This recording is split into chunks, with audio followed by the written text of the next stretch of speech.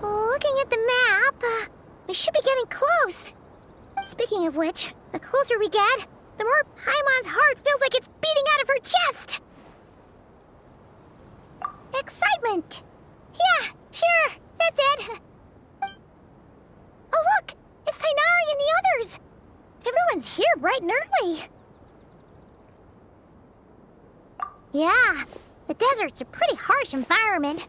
Better to travel at night and beat the heat. Hey everyone, we're here! Ah, right on time. You don't need to worry about me. It's not too hot yet, and I'm properly hydrated. All right, we're just waiting on the 2 people Miss Layla mentioned, and then we'll be set. He's staying behind. If we don't make it back after a certain time, he'll be in charge of rescue operations. You can count on me. Nice! You thought of everything! Oh, and Cyrus said he'll be in Aru Village, so he's also available if we need help. Haha! Amazing! Having people to watch our back is making Paimon a lot less nervous. Yeah, I did. After hearing about what happened, my advisor gave me some time off to rest. So, my studies are on hold for now. Then, does your advisor know you're back in the desert to investigate? Yes, but I was only allowed to come after I mentioned that General Mahamatra would be there too. Haha! Quite the reputation you've got there, Sino. Something wrong? You haven't said a word this whole time. Are you in a bad mood or something? No. Being skilled with words also means being a good listener. I'm just reflecting on what you're saying. Oh, Hatham! Kaveh! Ha! Over here! Darn it. I was just setting up a brilliant... Yeah. I'm sure you'll find another chance. The important thing is, our scribe and our renowned architect are here at last. High praise. But wait, why am I renowned and not him? He's just as famous as Sino, Dia, or Nilu. That just means your level of fame is even greater. How could a lowly scribe hold a candle to you? Lowly scribe? Please. All those strings you pulled to get those new books from the House of Dana? What do you call that? Borrowing. Anyone with an employee ID can do it. Uh-huh, yeah. The House of Dana bends over backwards for just anyone, does it? Send a report to Lesser Lord Kusanali then. Let her know someone at the Academia is abusing their position. Hey! I never said abusing! Impressive verbal sparring, as always.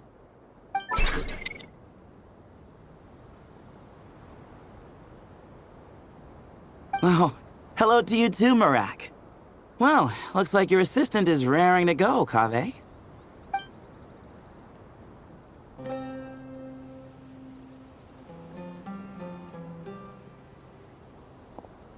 So, I say we get this show on the road. No sense delaying the inevitable.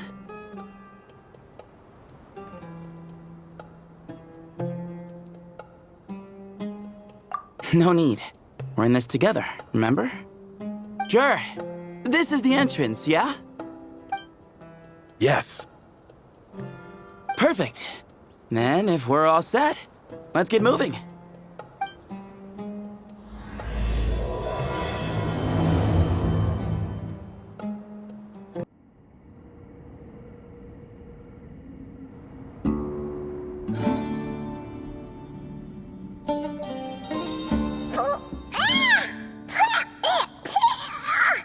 Paimon's mouth is full of sand! So that's what falling into quicksand feels like? If this was quicksand, we would have struggled to breathe. No. I think this was regular sand, and we didn't sink into it. we fell through it. Into this place. Agreed. In other words, sounds like a you problem, Paimon. Ha, very funny. No, wait, Paimon's the only one. Ha! See? What? I'm the only one with sand in my shoes? Yeah, right.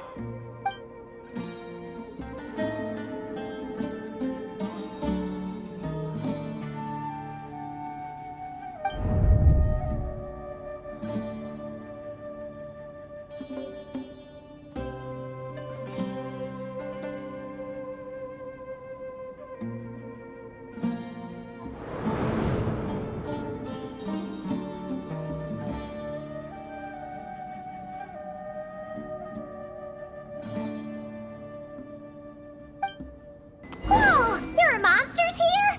Sure didn't say anything about that. Probably means he didn't run into any. Because we're just unlucky. Not the best sign of what's to come. We'll be fine. Let's just use up all our bad luck and we'll be golden.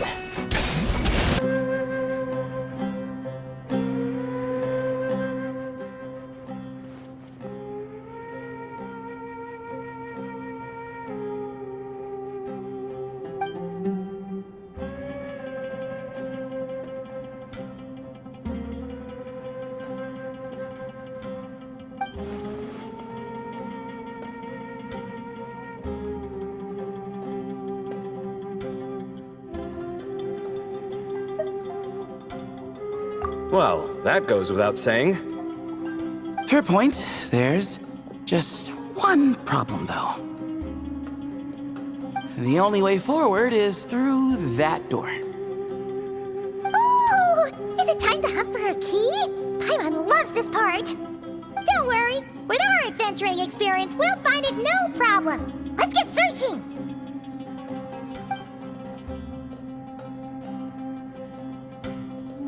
Marak, this isn't really your old home, is it?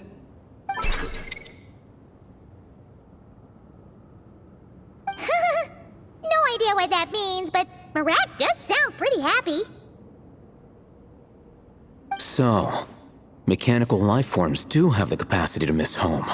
A novel discovery. Well, with Marak leading the way, we should be safe, right?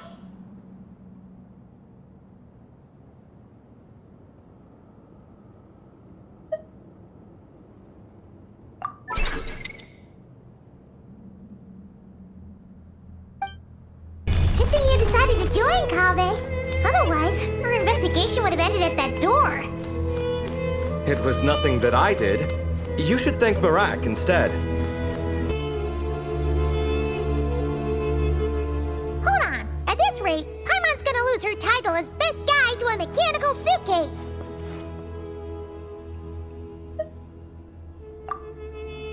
Aw, thanks. Hey, wait. What do you mean, useless? Well, no weird mental symptoms so far. I'll take that as a win. That said...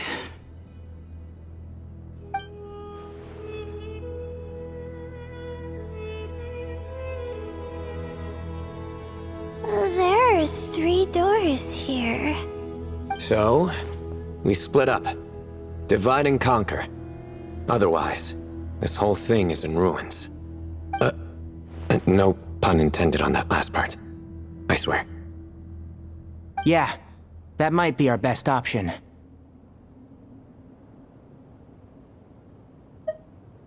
Good idea. And the minute things go south, we go back the way we came. Ooh, this is getting exciting! So, who's teaming up with who? Paimon calls dibs on the Traveler!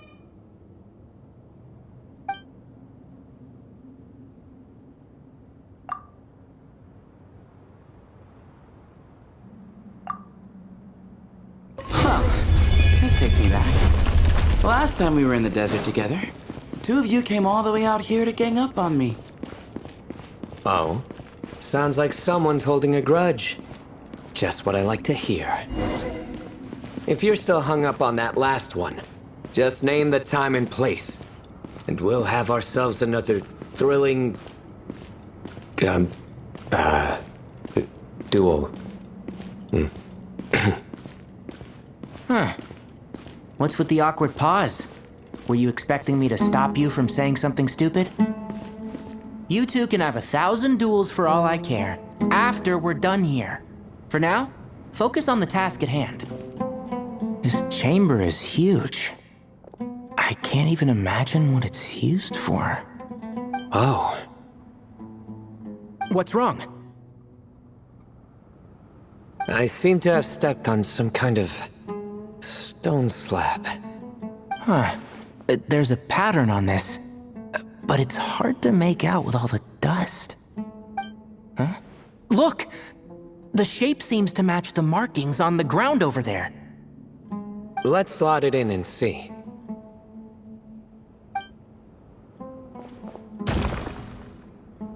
And we have a match. Looks like we need to find the other 3 broken slabs. Let's search the area, but be careful where you step. Ooh, got one! Ouch, but watch out. The edges are kind of sharp.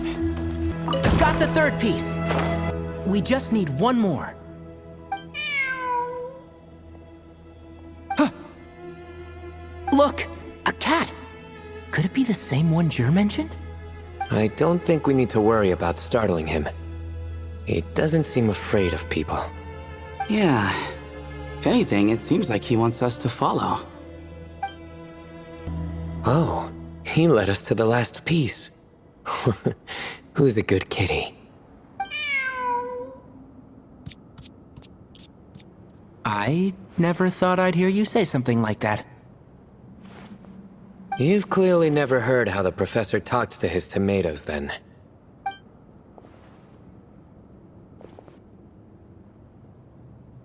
All right, well, that's that. Now, we need to figure out how to get rid of all this dust. Behold, the great Vayu Viastra. Be honest. You've been waiting to say that for how long now? Just activate the mechanism.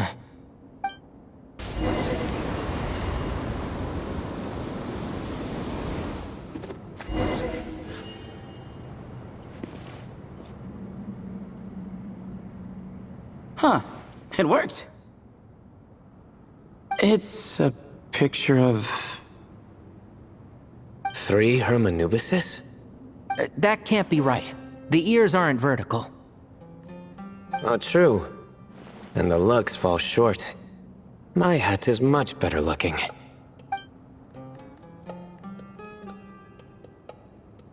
A goat, an ibis, and a crocodile. Oh, wow.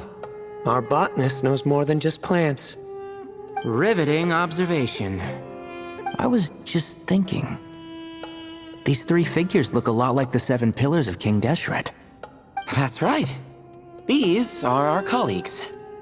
Our what now? You sure about that? Just kidding. But what I meant by that is, these were Hermanubis' colleagues back then. The middle one is the Goat King Harashef, Minister of Ministers, the god Amun's most trusted chancellor. Records say he was the deputy king of the Desert Sands, chief among the 7 pillars. Someone even more impressive than Hermanubis? I wonder if that ever got his goat. Sorry, couldn't resist.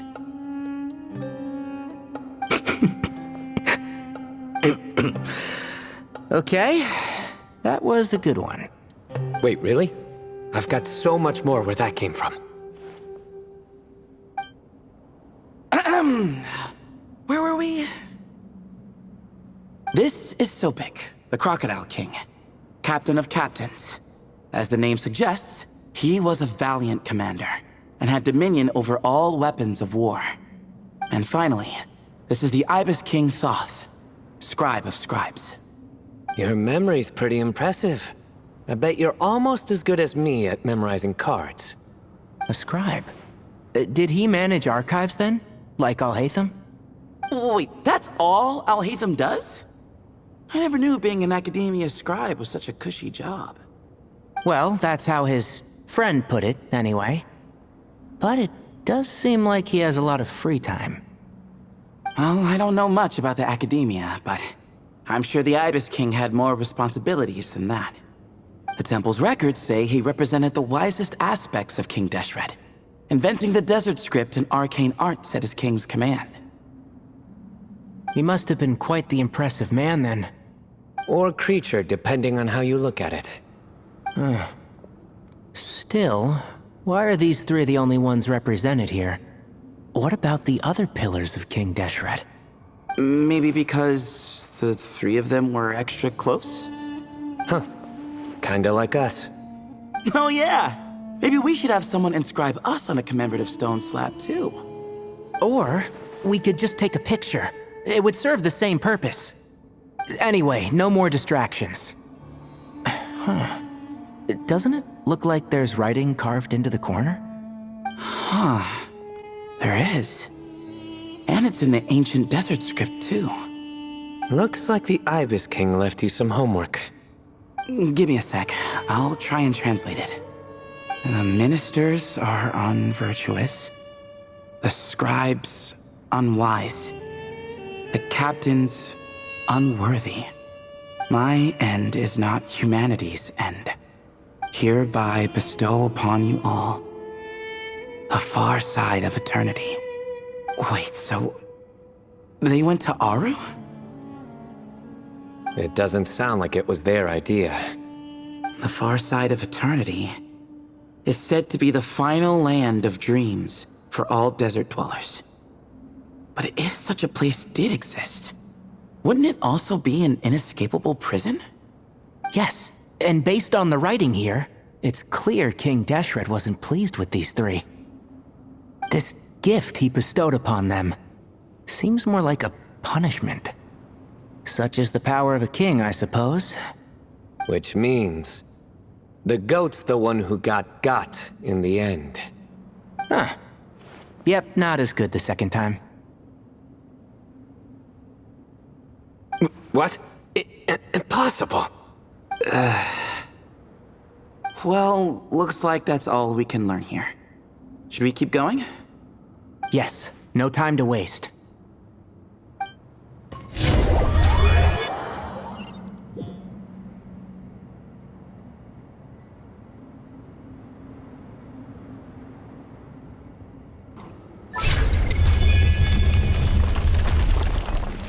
Jeez, who knew a suitcase could be so fast? Marak is nothing like this when it comes to housework. Hey, wait up! A scout's job is to take the lead. Just let Marak figure it out. Easy for you to say. I'll be the one doing the repairs if something happens. Why don't you go scout ahead then? When I think of a comeback, I'll let you know. Oh, Marak stopped. What is it? Found something? Looks like something covered in sand. Let's get it out then. Come on. Oh, it's a stone slab. Good job, Marak.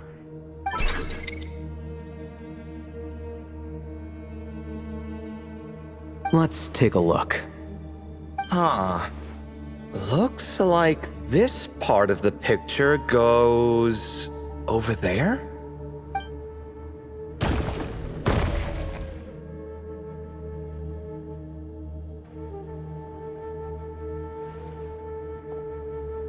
In that case, there must be other pieces. All right, and let's look around. Hey! Why are you sitting down? I thought Marak was helping. Oh, so you do know what that word means. Great. Are we supposed to just sit back while Marak does all the work? No, I doubt you could do that. Exactly.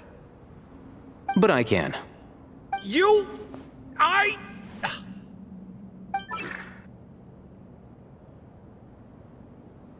See?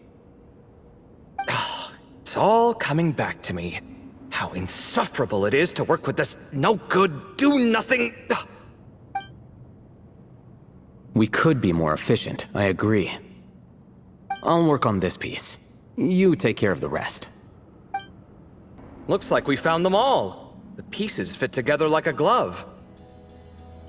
But we can't see what's on them. Turn around. Huh? Look. Oh, I've seen this before. It can create strong winds. Just what we need to clean off the slab. Come on, let's... Hey! Don't worry about me. If I sit here, I won't be in the way.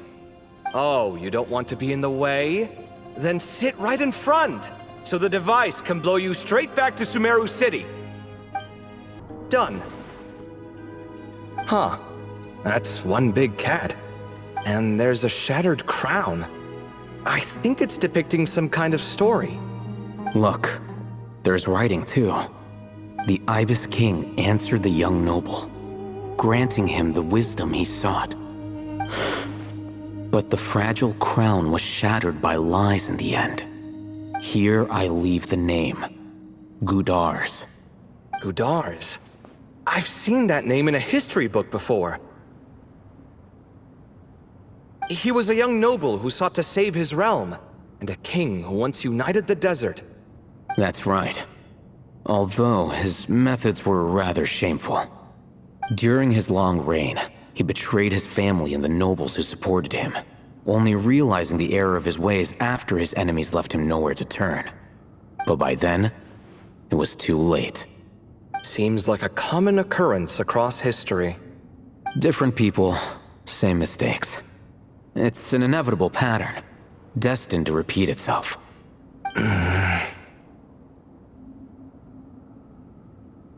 The writing mentions the Ibis King, but a cat is depicted here.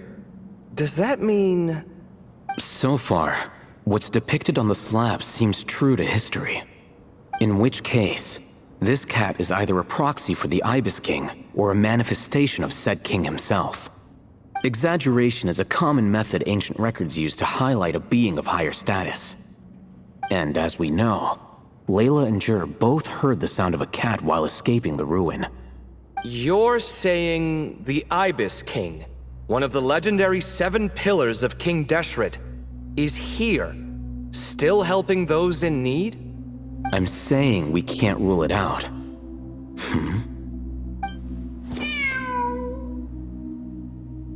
Wait, there it is! The cat!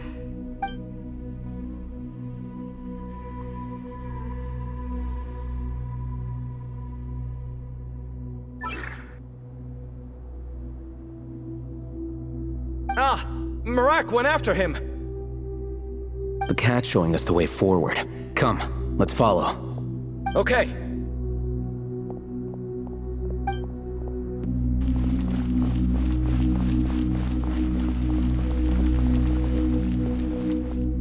Huh.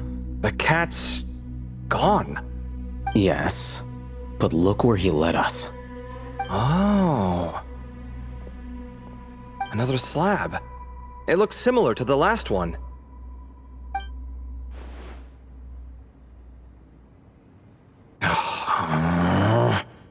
Oh, by all means, take your sweet time.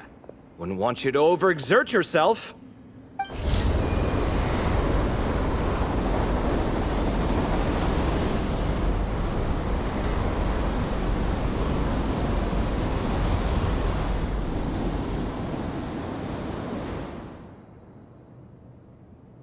Huh. The scene depicted here... Seems to be a different tale. The Ibis King answered the gin-blooded dancing girl, granting her the wisdom she sought. But enemies plotted to kill her close kin. Snake venom was her self-chosen end. Here I leave the name. Makaira. The Temptress of Woe? You've heard of her? Of course. I don't just sit around doodling all day. She's mentioned in tons of papers about the desert. As I recall, She was given as a gift to the tyrant king of Gurabad, and later seized the opportunity to kill him. After getting her vengeance, she reigned as queen for many years, until her enemies attempted a coup, and she took her own life. That's more or less the version I've read as well. It seems this queen also had dealings with the Ibis King. Yeah, I'm starting to find this whole granting wisdom business a bit concerning. I mean, considering how Gudars and Makaira ended up, it might not have been a good thing. But, at the same time, if the cat guiding us is linked to the Ibis King, then he doesn't seem like a villain either. People are complicated, and the same is true of the servants of the gods, no matter their wisdom or power. Let's reserve judgment for now and keep moving.